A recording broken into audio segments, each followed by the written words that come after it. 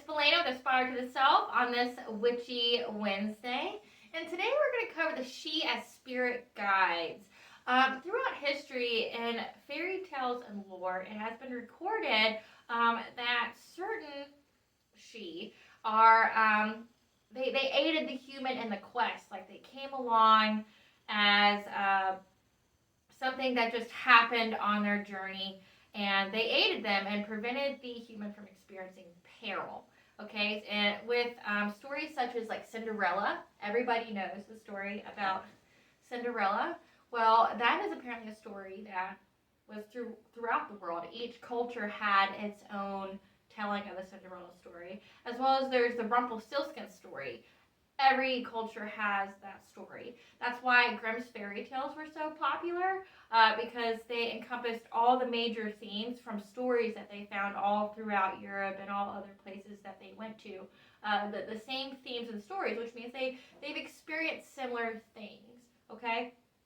And some of the stories I'm going to go over today, some are going to talk to you as the seer and how they see the she, and how the she will search them out because they know they can see them. You know, kind of like how people who can see ghosts seem to be an attractor of ghosts and the paranormal because they know they can be seen and they know that whatever they are needing can be felt and witnessed by that person to help them move on. With the she, it's more just a dialogue with the seer. So we'll see stories like that, but then we'll also see stories where the she shows up as a shapeshifter, as an animal that talks, like where all these stories come from where animals talk. It's not just because we have imagination, it's because the she, if you look at some of my other videos, like the origins of the she, and other things about the she, they can shapeshift and they can be invisible. So they can be apparent to us in whichever way they want to be, or if they don't want to be seen at all, they don't have to be just because of the bespellment of Manan on making them invisible, or it's the where they were banished to the Otherworld, which is why they have that invisibility on them. Or there's the lore of how God made them invisible because Eve hid half of her children from sight when he came to visit. So he said that any person or anything that would hide from God doesn't deserve to be seen.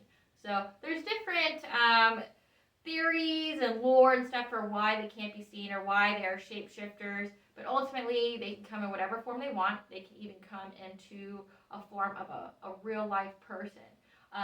So we're going to cover some different grounds today on that. And the first thing we're going to cover is the she and the seer.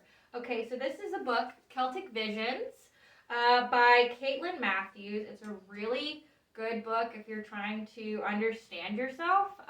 If you are a person who shares dreams, if you are a person who can see or can see them, or if you just have a connection that you can't describe, this is a great resource for you that I haven't really found anywhere else. It's called Celtic Visions, Seership, Omens, and Dreams of the Otherworld. And what we're going to touch on in this book is how the seer was either gifted by the she. There's a story about a woman named Bessie and how a she named Reid helped her learn witchcraft.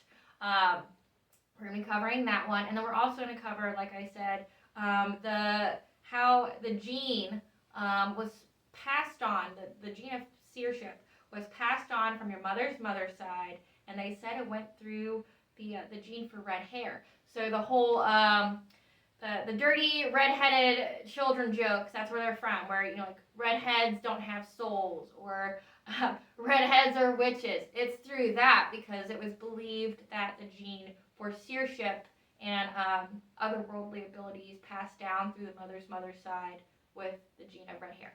So we're going to cover that. Okay.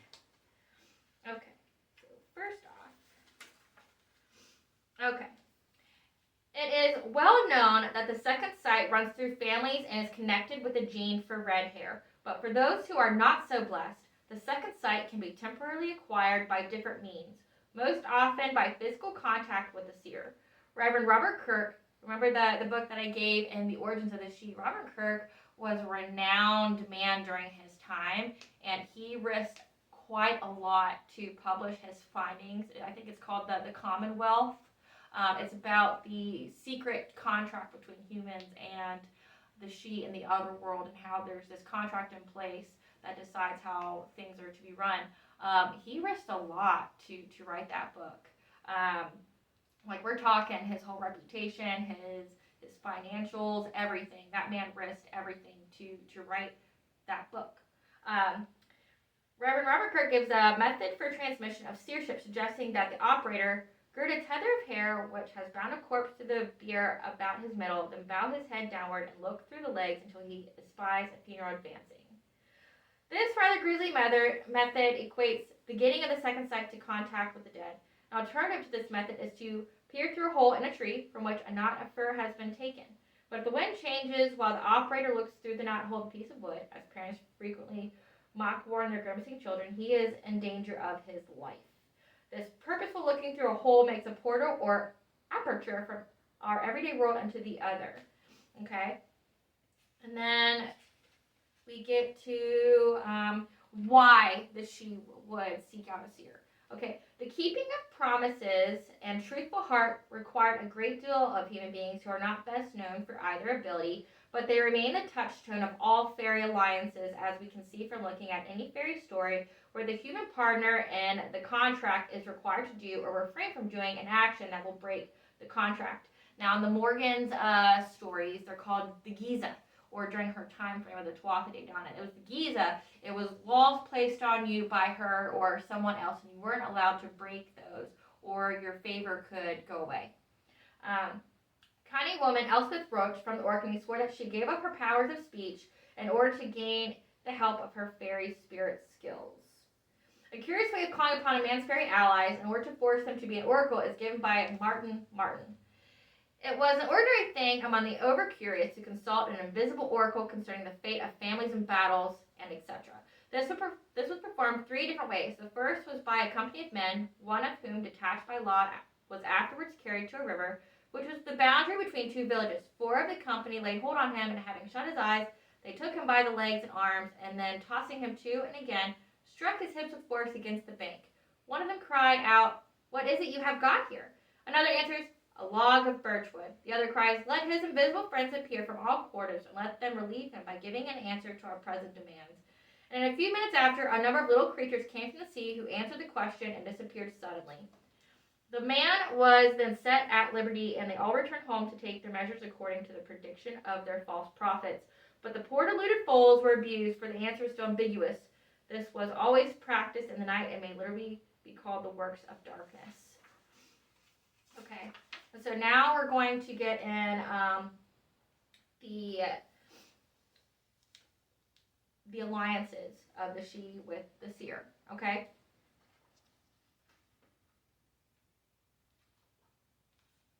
Some men of the exalted sight, whether by art or nature, have told me that they have seen at these meetings, ordinary funerals, banquets, etc., at which fairies may attend, a double man, or the shape of the same man in 2 places, a subterranean and subterranean inhabitant, perfectly resembling one another in all points, who, the seer, could easily distinguish one from the other, and so go speak to the man, his neighbor, passing by the apparition or resemblance of him. Because they're talking about a co-walker, a co-traveler. There's an Irish word for it, and I'm afraid I'm going to butcher it, but I'll say it anyway. It's comemeda.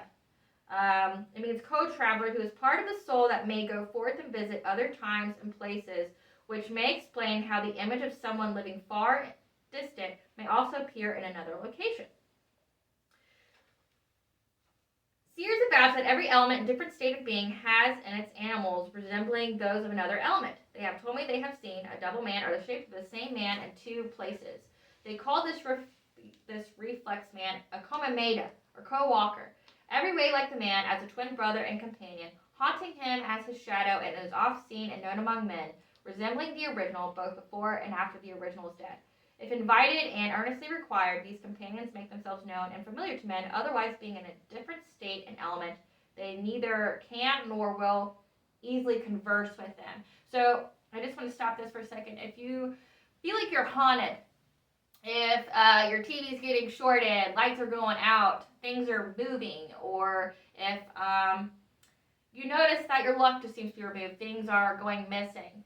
You may not have an actual spirit like a ghost. You could possibly have a form of the she, which in my previous stories that I've told before, they talk about how like brownies or the Gruagach that travel with families, when they become upset, they get mischievous, they sour your milk, they take your stuff and hide it. This is what this is talking about. It's how it's with them, but they can't really talk to you.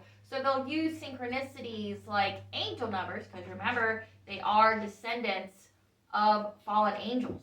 You know, angels that didn't have any choosing of their life. They just kind of got sucked out of heaven, and then God just said bye. You know, like, hey, you're out. That's it. So they have no choosing of their lives. So that means that they might not be able to talk directly to us, or they don't want to. They want you to figure it out. I mean, if you're a being that lives forever, what you want to do with things is okay. The common beta is the co-walker or ally who accompanies each of us. Kirk further speaks of the co-walker as a being who accompanied that person so long and frequently, whether to guard him from the secret assaults of some of its own folks, or only as a sportful ape to counterfeit all his actions. Kirk relates that a fairy co-walker accompanies every living human, though few are aware of it. Such invitations to be in conscious companionship with the spirits between typify the many accounts we have from the witch trials from the late 16th to early 17th century, describing first contact between a human being and a familiar spirit. This is where familiars come from. Combing through the witch trials, in which some of the evidence may have been obtained under torture or duress, is a tricky business, but they contain accounts of divining or folk healing gained from fairy allies. The fairy-human contract was acceptable to misunderstanding by zealous reformers and witch hunters, as they made their inquisition of individuals taken up for folk healing or divination. Whatever fairy contract the accused reported, the inquisitors understood it to be a pact with the devil. It's not. Fairies have nothing to do with the devil. They're completely separate. Able to perceive the sometimes unspoken desire in the heart of a human being, some fairies make their appearance when the human is alone or in a quiet place. The statement taken from Bessie Dunbar, a poor woman arrested and tried in 1576 for sorcery and witchcraft in Scotland, reveals that she was not in contact with demons, but rather with an ancestor who lived in fairyland. She tells how a very prosaic man called Tom Reid, who said he had died at the Battle of Pinkie in 1547, greeted Bessie. I think I misspoke and called her Betsy. Whatever, it's the same kind of name. Bessie, when she had just given birth, was grieving for her ailing cow and worrying about her sick child and husband. Sancta Maria, Bessie, why make you such great dole for any worldly thing? Bessie told him her worries, and Tom told her truthfully that her child and cow would die, but that her husband would recover. He further instructed her to trust in him and showed her a vision of the good neighbors, the fairies, who lived in the court of Elfame or Elvenholm. Tom also gave her a herb and showed her how to help a beast afflicted by elven enchantment, as well as teaching her many other cures. Bessie made salves and powders to heal many sick people after that. See, they, like in some stories, they seem very mischievous and trickstery, but then in others, they are guardians. They come to you as a spirit guide. They are familiars, which is a great time for that. We're getting really close to October. As an ally spirit, Tom Reid appears to be a very ordinary and neighborly man, apart from the fact that he was dead and living among the fairies. He comes to Bessie when she is in great need and serves her at the behest of the fairy queen, who is a much more important person in Scottish consciousness than the devil. Tom's appearances occur largely when Bessie is outside in nature, and his way of talking reveals him to be a Catholic man, born before the Reformation had reshaped Scotland. But Bessie's accusers were of the Reformed Church, and for them, congress of spirits, ancestors of fairies, not to mention the use of herbal cures or the saying of Catholic prayers to heal, were equally damnable, and Bessie was subsequently convicted and burned. The idea of the dead inhabiting fairyland was widespread. One of the seers interviewed by Robert Kirk claimed that fairies were departed souls attending a while in this inferior state, the ordinary world.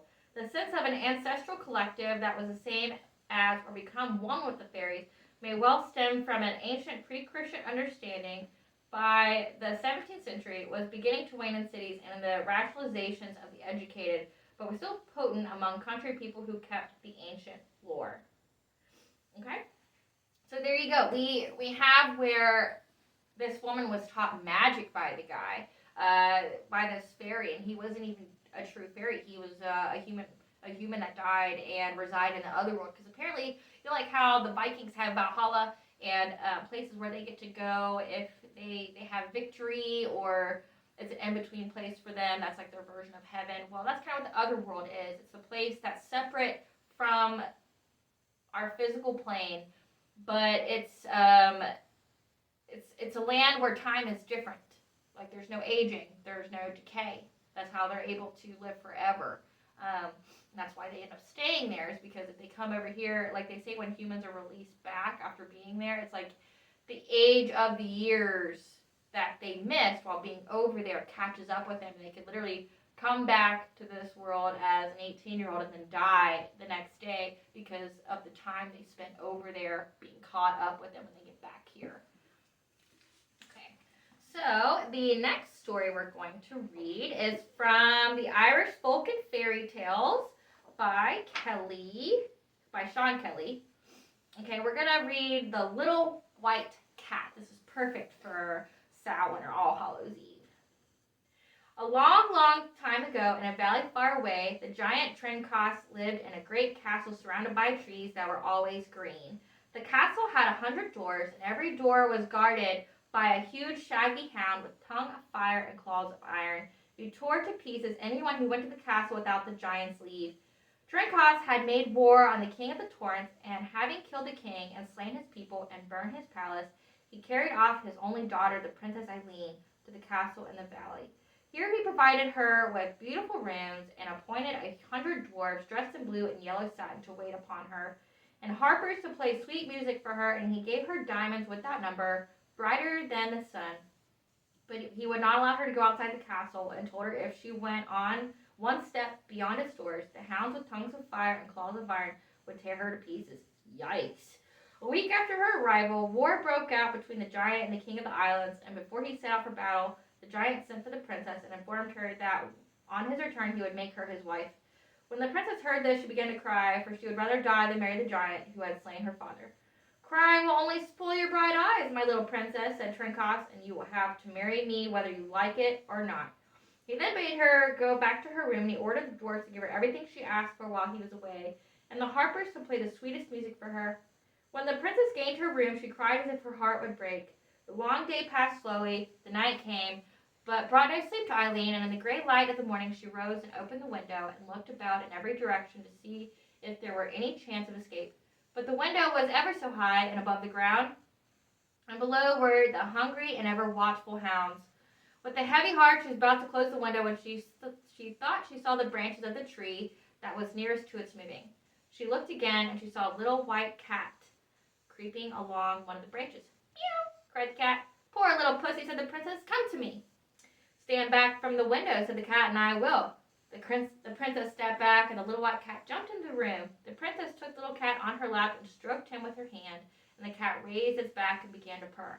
Where do you come from, and what is your name? Asked the princess. No matter where I come from or what's my name, said the cat. I am a friend of yours, and I come to help you. I never wanted help, said the princess. I know that, said the cat, and now listen to me. When the giant comes back from battle and asks you to marry him, say to him you will marry him. But I will never marry him, said the princess. Do what I tell you, said the cat. When he asks you to marry him, say to him you will if his dwarfs will wind for you 3 balls from the fairy dew that lies in the bushes on a misty morning as big as these, said the cat, and putting his right forepaw into his ear and taking out 3 balls, 1 yellow, 1 red, and 1 blue. They are very small, said the princess. They are not much bigger than peas, and dwarfs will not be long at their work, won't they, said the cat. It will take them a month and a day to make one, so that it will take 3 months and 3 days before the balls are wound, but the giant like you will think they can be made in a few days. And so he will readily promise to do what you ask. He will soon find out his mistake, but he will keep his word, and he will not press you to marry him until the balls are wound. When will the giant come back, said Eileen. He will return tomorrow afternoon, said the cat. So as you see here so far, it's kind of like the Rumpelstiltskin theme where he comes, he offers her help, he's even kind of prophetic. He knows what's going to happen, but he tells her perfect love and perfect trust, like the wicked Reid. You have to trust them They do not like being questioned. They do not like you not listening to their advice. You have to trust them explicitly. Will you stay with me until then, said the princess. I am very lonely. I cannot stay, said the cat. I have to go away to my palace on the island which no man ever placed his foot, and where no man but one shall ever come. And where is that island? Asked the princess. And who is the man? The island is in far off seas where vessels never sail. The man you will see before many days are over, and if all goes well, he will one day slay the giant Trencos and free you from his power. Ah, sighed the princess, that can never be, for no weapon can wound the 100 hounds that guard the castle, and no sword can kill the giant Trencos. There is a sword that will kill him, said the cat, but I must go now. Remember what you are to say to the giant when he comes home, and every morning watch the tree on which you saw me, and if you see in the branches anyone you like better than yourself, said the cat, winking at the princess, throw him these 3 balls and leave the rest to me, but take care not to speak a single word to him, for if you do, all will be lost. Shall I ever see you again? Asked the princess. Time will tell, answered the cat, and without saying so much as goodbye, he jumped through the window onto the tree, and in a second was out of sight. The morrow afternoon came, and the giant Trencos returned from battle. Eileen knew of his coming by the furious barking of the hounds, and her heart sank, for she knew that in a few moments she would be summoned to his presence. Indeed, he had hardly entered the castle when he sent for her, and told her to get ready for the wedding. The princess tried to look cheerful as she answered, I'll be ready as soon as you wish, but you must first promise me something. As something you like, little princess, said Trencos. Well then, said Eileen, before I marry you, you must make your dwarfs find 3 balls as big as these from the fairy dew that lies on the bushes on a misty morning in summer. Is that all? Said Trencos, laughing. I shall give the dwarfs orders at once, and by this time tomorrow the balls will be wound, and our wedding can take place in the evening. And will you leave me to myself until then? I will, said Trencos.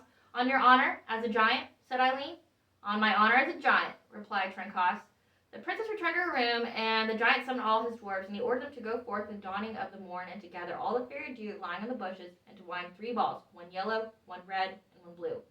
The next morning, and the next, and the next, the dwarfs went out to the fields, and searching all the hedgerows, but they could gather only as much fairy dew as would make a long thread, as a wee girl's eyelash, and so they had to go out morning after morning, and the giant fumed and threatened, but all to no purpose. He was very angry with the princess, and he was vexed with himself that she was so much cleverer than he was, and moreover, he saw now that the wedding could not take place as soon as he expected. When the little white cat went away from the castle, he ran as fast as he could up hill and down dale, and never stopped until he came to the prince of the Silver River. The prince was alone, and very sad and sorrowful he was, for he was thinking of the Princess Eileen, and wondering where she could be. Meow, said the cat, as he sprang softly into the room. But the prince did not heed him. Meow, again said the cat, but again the prince did not heed him. Meow, said the cat the 3rd time, and he jumped up on the prince's knee. Where do you come from, and what do you want? Asked the prince. I come from where you would like to be, said the cat. And where is that? Said the prince. Oh, where is that indeed? As if I didn't know what you were thinking of, and of whom you are thinking, said the cat. It would be far better for you to try and save her. I would give my life 1,000 times over for her, said the prince. For whom? Said the cat, with a wink. I name no name, your highness, said he. You know very well who she is, said the prince, if you knew what I was thinking of. But do you know where she is? She is in danger, said the cat. She is in the castle of the giant Trencos in the valley, beyond the mountains. I will set out there at once, said the prince, and I will challenge the giant to battle and will slay him. Easier said than done, said the cat. There is no sword made by the hands of man can kill him, and even if you could kill him, his 100 hounds with tongues of fire and claws of iron would tear you to pieces. Then what am I to do? Asked the prince. Be said by me, said the cat. Go to the woods that surround the giant's castle and climb the high tree that's the nearest to the window that looks towards the sunset, and shake the branches, and you will see what you will see. Then hold out your hat with the silver plumes, and 3 balls, 1 yellow, 1 red, and 1 blue, will be thrown into it. And then come back here as fast as you can, but speak no word. For if you utter a single word, the hounds will hear you, and you shall be torn to pieces. Well, the prince set off at once, and after 2 days' journey, he came to the wood around the castle, and he climbed the tree that was nearest to the window that looked toward the sunset, and he shook the branches. As soon as he did so, the window opened, and he saw the Princess Eileen, looking lovelier than ever. He was going to call out her name, but she placed her fingers on her lips, and he remembered what the cat had told him.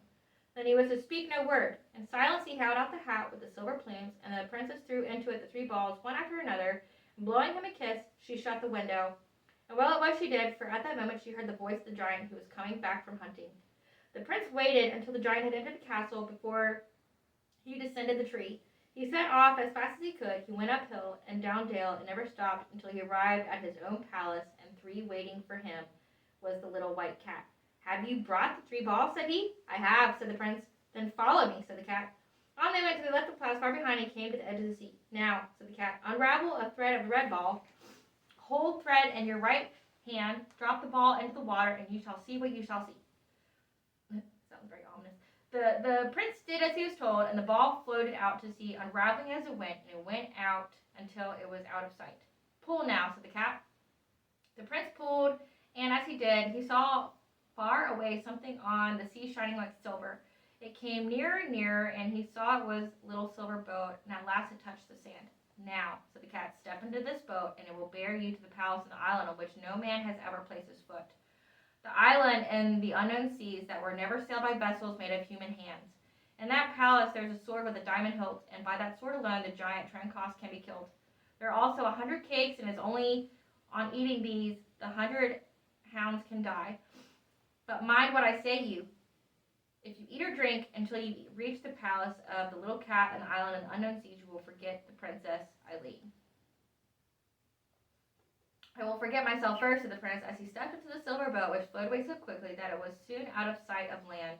The day passed, the night fell, and the stars shone down away upon the waters, but the boat never stopped. On she went for 2 whole days and nights, and on the 3rd morning the prince saw an island in the distance, and very glad he was, for he thought it was the journey's end, and he was almost fainting with thirst and hunger. But the day passed, and the island was still before him. At long last, on the following day, he saw by the first light of morning that he was quite close to it, and that trees laden with fruit of every kind were bending down over the water. The boat sailed round and round the island, getting closer every round, until at last the drooping branches almost touched it. The sight of fruit within his reach made the prince hungry and thirstier than he was before, and forgetting his promise to the little cat not to eat anything until he entered the palace in the unknown seas, he caught one of the branches, and in a moment was in the tree eating the delicious fruit. While he was doing so, the boat floated out to sea and soon was lost to sight. But the prince, having eaten, forgotten all about it, and worse still, forgot all about the princess and the giant's castle. When he had eaten enough, he had descended the tree, and turning his back on the sea, set out straight before him. He had not gone far when he heard the sound of music, and soon after he saw a number of maidens playing on silver harps coming towards him. When they saw him, they ceased playing and cried out, "Welcome, welcome, Prince of the Silver River! Welcome to the island of fruits and flowers. Our king and queen saw you coming over the sea, and they sent us to bring you to the palace." The prince went with them, and at the palace gates the king and queen and their daughter Kathleen received him and gave him welcome. He hardly saw the king and queen, for his eyes were fixed on the Princess Kathleen, who looked more beautiful than a flower. He thought he had never seen anyone so lovely, for of course he had forgotten all about poor Eileen, pining away in the castle prison in the lonely valley. When the king and queen had given welcome to the prince, a great feast was spread, and all the lords and ladies of the court sat down to it. And the prince sat between the queen and the Princess Kathleen, and long before the feast was finished, he was head over ears in love with her. When the feast was ended, the queen ordered the ball to be made ready, and when night fell, the dancing began, and he kept up until the morning star, and the prince danced all night with the princess, falling deeper and deeper in love with her every minute. Between dancing by night and feasting by day, weeks went by. All the time, poor Eileen in the giant's castle was counting the hours, and all this time the dwarfs were winding the halls and balls, and a half were already wound. At last the prince asked the king and queen for the daughter in marriage, and they were delighted to be able to say yes. And the day was fixed for the wedding, but on the evening before the day on which it was to take place, the prince was in his room getting ready for a dance when he felt something rubbing against his leg. And looking down, who should he see but a little white cat? At the sight of him, the prince remembered everything, and sad and sorry he was when he thought of Eileen, watching and waiting and counting the days until he returned to save her. But he was very fond of the Princess Kathleen, and so he did not know what to do. "You can't do anything tonight," said the cat, for he knew what the prince was thinking of. "But when morning comes, go down to the sea and look not to the right or the left, and let no living thing touch you.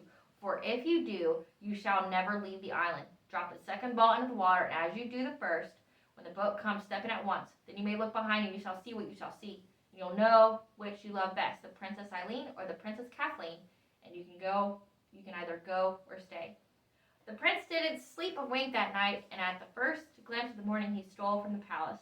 When he reached the sea, he threw out the ball, and when it floated out of sight, he saw the little boat sparkling on the horizon like a newly risen star.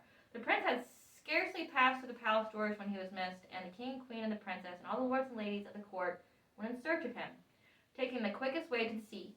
While the maidens with the silver harps played the sweetest music, the princess, whose voice was sweeter than any music, called the prince by his name, and so moved his heart that he was about to look behind when he remembered how the cat had told him that he should not do so until he was in the boat.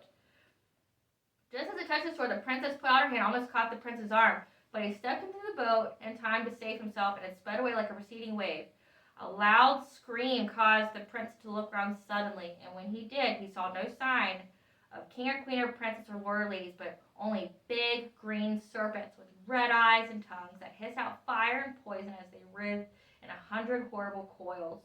The prince, having escaped from the enchanted isle, sailed away for 3 days and 3 nights, and every night he hoped the coming morning would show him the island he was in search of. He was faint with hunger and beginning to despair, when on the fourth morning he saw in the distance an island that, in the first rays of the sun, gleamed like fire. On coming closer to it, he saw that it was clad with trees so covered with bright red berries that hardly a leaf was to be seen. Soon the boat was almost within a stone's cast of the island, and it began to sail round and round till it was well under the bending branches. The scent of the berries was so sweet that it sharpened the prince's hunger. He looked to pluck them, remembering what had happened to him on the enchanted island. He was afraid to touch them. But the boat kept on sailing round and round, and at last a great wind rose from the sea and shook the branches, and the bright sweet berries fell in the boat until it was filled with them, and they fell upon the prince's hands. And he took up some to look at them, and as he looked, the desire to eat them grew stronger, and he said to himself, it would be no harm or to taste them. But when he tasted the flavor was so delicious, he swallowed it, and of course, at once he forgot all about Eileen, and the boat drifted away from him and left him standing in the water. Idiot. He climbed onto the island, and having eaten enough of the berries, he set out to see what might be before him. And it was not long until he heard a great noise, and a huge iron ball knocked down one of the trees in front of him. Before he knew where he was, 100 giants came running after it. When they saw the prince, they turned towards him, and one of them caught him up in his hands and held him up that all might see him. The prince was nearly squeezed to death, and seeing this, the giant put him on the ground again. Who are you, my little man? Asked the giant. I am a prince, replied the prince. Oh, you're a prince, are you? Said the giant. And what are you good for? Said he. The prince did not know, for nobody had asked him the question before. I know what he's good for, said an old giantess with one eye on her forehead and one on her chin. I know what he's good for. He's good to eat. When the giants heard this, they laughed so loud the prince was frightened almost to death. Why, said one, he wouldn't make a mouthful. Oh, leave him to me, said the giantess. I'll fatten him up, and when he's cooked and dressed, he will be a nice dainty dish for the king. The giants on this gave the prince into the hands of the old giantess. She took him home with her to the kitchen and fed him on sugar and spice, all things nice, so that he would be a sweet morsel for the king of the giants when he returned to the islands. The poor prince would not eat anything at first, but the giantess held him over the fire until his feet were scorched. And then he said to himself that it was better to eat than to be burned alive. I agree with him. Well, day after day passed, and the prince grew sadder and sadder, thinking that he would soon be cooked and dressed for the king. But sad as the prince was, he was not half as sad as the Princess Eileen in the giant's castle, watching and waiting for the prince to turn and save her. And the dwarfs had won 2 balls and were winding a third. At last the prince heard from the old giantess that the king of the giants was to return on the following day, and she said to him, as this is the last night you have to live, tell me if you wish for anything, for if you do, your wish will be granted. I don't wish for anything, said the prince, whose heart was dead within him. Well, I'll come back again, said the giantess, and she went away. The prince sat down in a corner, thinking and thinking, until he heard close to his ear a sound like purr, purr. He looked around, and there before him was the little white cat. I ought not to come to you, said the cat, but indeed it is not for your sake I come for the sake of Princess Eileen. Of course, you forgot all about her, and of course she was always thinking of you. It's always the way favored lovers may forget, slighted lovers never yet. The prince blushed with shame when he heard the name of the princess. It is you that ought to blush, said the cat, but listen to me now, and remember, if you don't obey my directions this time, you'll never see me again, and you'll never set your eyes on the Princess Eileen. When the old giantess comes back, tell her your wish, when the morning comes, to go down to the sea to look at it for the last time. When you reach the sea, you will know what to do. But I must go now, as I hear the giantess coming. And the cat jumped out of the window and disappeared. Well, said the giantess when she came in, is there anything you wish? It is true I must die tomorrow, asked the prince. It is. Then, said he, I should like to go down to the sea and look at it for the last time. You may do that, said the giantess, if you get up early. I'll be up with the lark in the light of the morning, said the prince. Very well, said the giantess, and saying good night, she went away. The prince thought that the night would never pass, but at last it faded away before the gray light of dawn, and he sped down the sea. He threw out the third ball, and before long he saw a little boat coming towards him, swifter than the wind. He threw himself into the moment it touched the shore.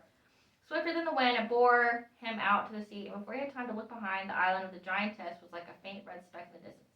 The day passed, the night fell, and the stars looked down, and the boat sailed on, and just as the sun rose above the sea, it pushed its silver prow on the golden stand of an island greener than the leaves in summer. The prince jumped out and went on until he entered a pleasant valley, at the head of which he saw a palace white as snow. As he approached the central door, it opened for him. On entering the hall, he passed him several rooms without meeting one. When he reached the principal apartment, he found himself in a circular room at which a thousand pillars, and every pillar of the marble, and on every pillar save one, which stood in the center of the room, was a little white cat with black eyes. Ranged round the wall, from one door jamb to the other, were 3 rows of precious jewels. The first was a row of brooches of gold and silver, with their pins fixed in the wall and their heads outwards. The second, a row of torques of gold and silver, and the third, a row of great swords with hilts of gold and silver. And on so many tables was foods of all kinds, and drinking horns filled with foaming ale. While the prince was looking about him, the cats kept on jumping from pillar to pillar, but seeing that none of them jumped onto the pillar in the center of the room, he began to wonder why this was so. When all of a sudden, before he could guess how it came about, there before him on the center pillar was a little white cat.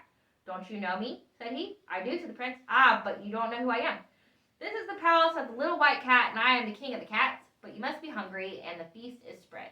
Well, when the feast was ended, the king of the cats called for the sword that would kill the giant Trencos, and the 100 cakes for the 100 watchdogs. The cats brought the sword and the cakes and laid them before the king. "Now," said the king, "take these, you have no time to lose. Tomorrow the dwarfs will wind the last ball, and tomorrow the giant will claim the princess for his bride.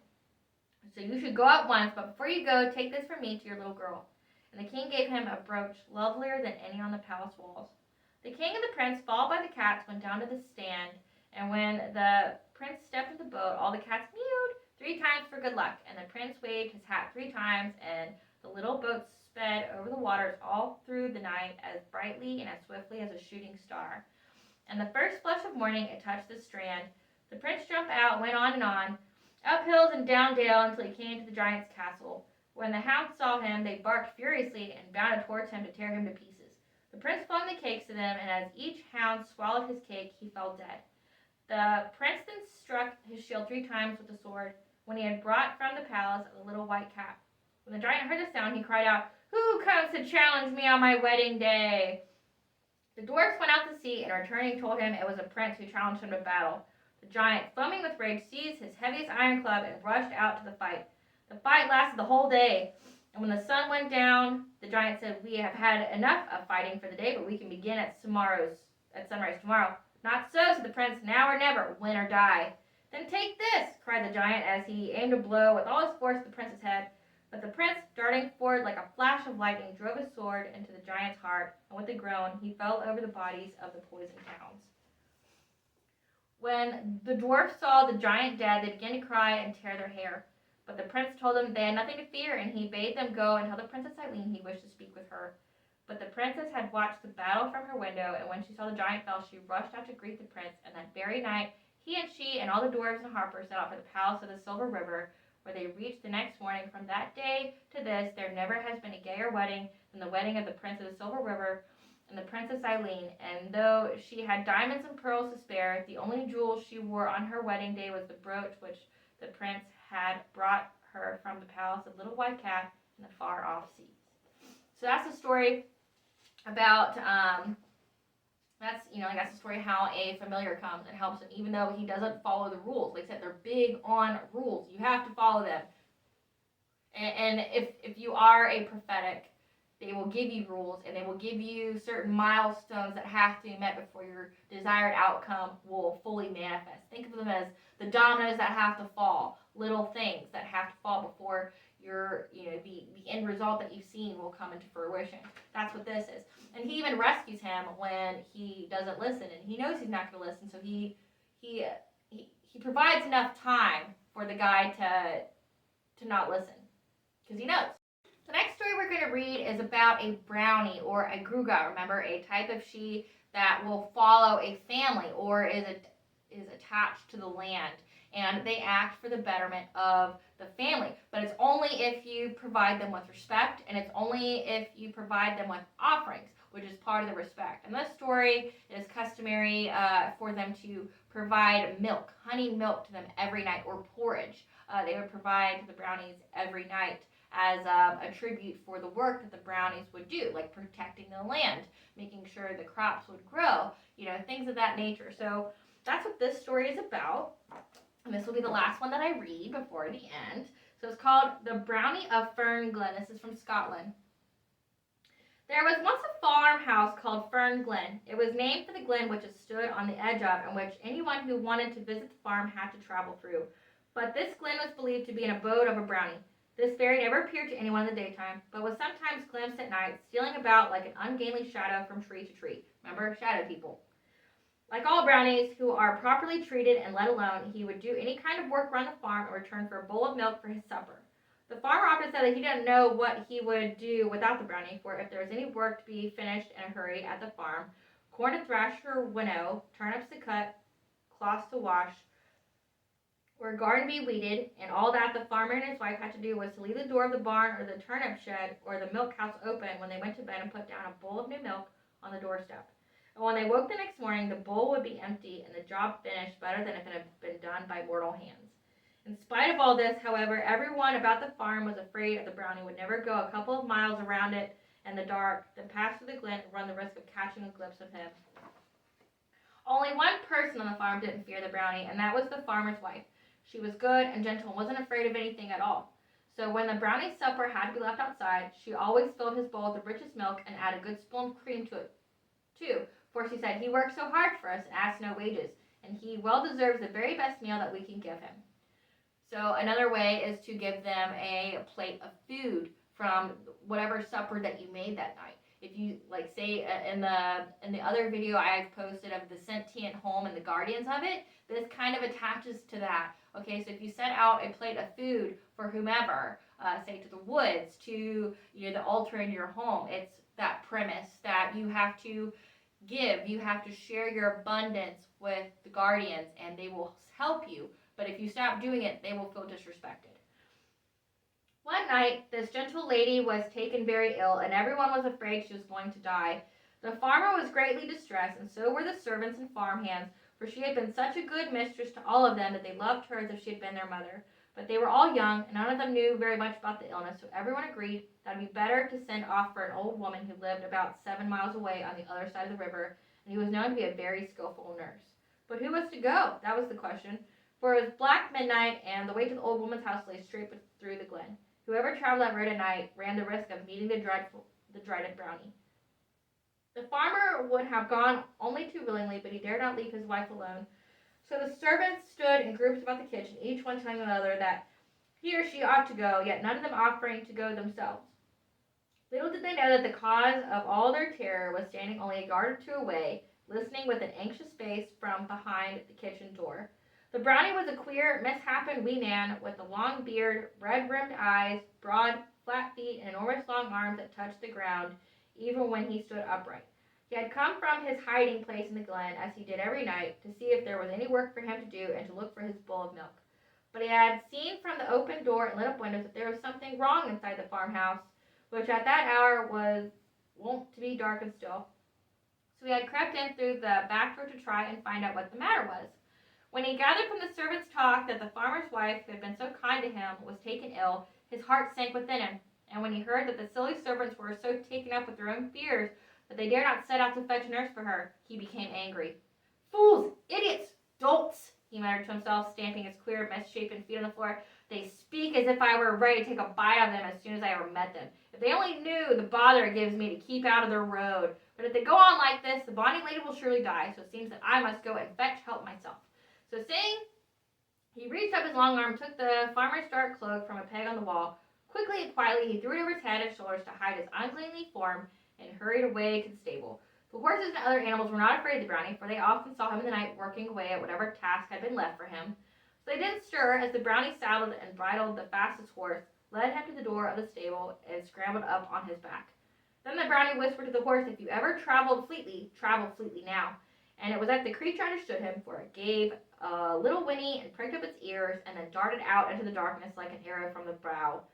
Never before had the road to the old woman's cottage been ridden so fast before, but when the brownie drew rein outside the cottage, the old woman was in bed, fast asleep. He hurried up to the door and rapped sharply, and the woman, who was accustomed to being roused in the night on account of her skill in healing, rose and peered through the peephole to see who was at the door. The brownie pulled his cloak close about his face and told her his errand in his low, gravely voice. "The mistress of Fern Glen is ill," he said, "and there is no one to nurse her but a bunch of empty-headed servants. Will you come with me, and quickly, to save her life? But how am I to get there? Have they sent a cart for me?" asked the old woman anxiously, for she was familiar with the way to the farm and was nervous of meeting the brownie in the glen. "No, they have sent no cart," replied the brownie shortly. "So you must just climb up behind me on the saddle, hang on tight to my waist, and I promise to bring you to Fern Glen Farm safe and sound." So the old woman made haste to dress herself and gather her nurse's bag. Then she unlocked her door and clambered up and onto the horse's back behind the dark-cloaked stranger. Not a word was spoken until they approached the dreaded glen. Then the old woman felt her courage giving way. "Do you think that there will be any chance of meeting the brownie?" she asked tremulously. "I would fain not run the risk, for folks say that he is an unchancy creature." Her companion gave a curious laugh. "Keep up your heart, and don't talk nonsense," he said, "for I promise you'll see not uglier this night than the man whom you ride behind." "Oh, then I'm fine and safe," replied the old woman with a sigh of relief. "For although I had seen your face, I warrant that you are a good man from the care you have shown for your mistress at the farm." She lapsed into silence again until they had passed to the glen and the good horse had turned into the farmland. Then the brownie slid to the ground, turned around, and lifted the old woman carefully down with his long, strong arms. But as he did so, the cloak slipped off him, revealing his fearsome face and misshapen limbs. The old woman gasped. "What kind of man are you?" she asked, peering at his face in the gray morning light, which was just dawning. "What makes your eyes so big, and what have you done to your feet? They are more like a frog's feet than a man's." The brownie drew back. He dreaded to be seen by mortals, and so he hurried to pull the cloak back up over his head. "Please," he said, "waste no time in talking. The lady inside is ill and needs your help." And he started to hurry away back toward the glen. "Very well," said the old woman, called after him, "but I think I had guessed who you are, and although you won't come inside and take credit for your deeds tonight, I'm sure the farmer and his wife will be only too glad to thank you." The brownie paused at the edge of the farmyard, and then he turned back to say, "I don't need any more thanks for my work than a good bowl of milk, but it grieves me to be thought ill of, and I wish they wouldn't avoid the glen on my account. Tell them that from the brownie of Fern Glen," he said, and then he disappeared into the trees. And the old woman did just that. After she tended to the farmer's wife and made sure she was to get well again, she sat the rest of them down and recounted her adventure.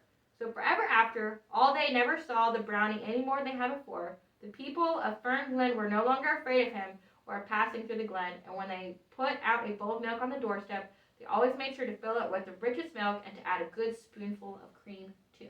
So there you have it. We've covered 3 different kinds of stories today. We've covered how the seer, how people who are born prophetic, or if they aren't, how if a fairy or she gives them favor, they will make them have that prophetic vision, or they could work alongside them to aid them in their knowledge of healing. Because remember, they're part of the environment. They're part of nature. Like they say, to find them, it's either in a hill or it's in land that has not been touched by humans. So like a place where land has grown wildly, like fields and stuff that has not been touched. They teach how to heal. They give you medicines. They teach how to not poison your environment, which means poisoning yourself. So they're not evil in any kind of sense. They can be trickstery. There can be some malicious ones, like there is with anything in life. But there's stories of them working alongside humans in a respectful and conducive way, especially if they can see them.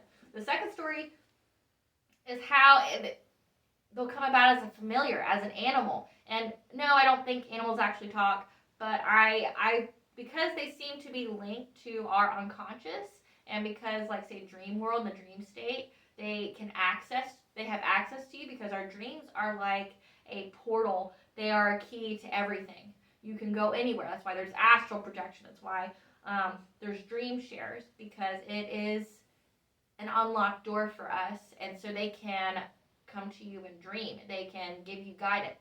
So because of that, I imagine the animals, it's either like just an instant knowing what they want.